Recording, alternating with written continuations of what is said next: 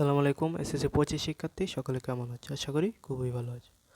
তো আজকে যে বিষয়টি নিয়ে আলোচনা করব সেটা হচ্ছে তোমাদের বাংলা দ্বিতীয় পত্র শর্ট মানবন্টন শর্ট সিলেবাস অনুযায়ী। তো তোমাদের বাংলা দ্বিতীয় পত্র প্রশ্নটা আসলে দেখতে কেমন হবে, তো সেই বিষয় নিয়ে আজকে আলোচনা করব।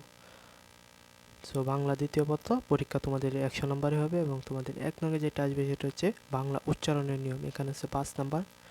2 নঙে যেটা আসবে সেটা হচ্ছে বাংলা বানানের নিয়ম, সেখানেও 5 নাম্বার। 3 নঙে হচ্ছে ব্যাকরণিক শব্দশ্রেণী, সেখানেও 5 নাম্বার। 4 নঙে আসবে সেটা হচ্ছে বাংলা ভাষা বাংলা শব্দ গঠন, সেখানেও 5 নাম্বার। 5 নঙে যেটা আসবে সেটা হচ্ছে বাক্যতন্ত্র, এখান থেকেও 5 নাম্বার।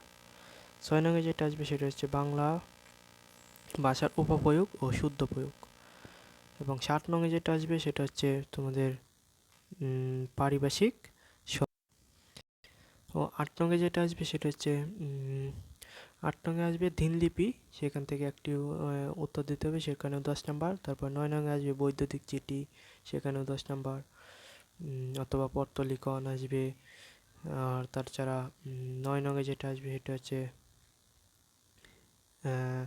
ইমেল ইমেল অথবা আবেদনপত্র। এবং 10 নঙে আসবে সারাংশ অথবা ভাব সম্প্রসারণ।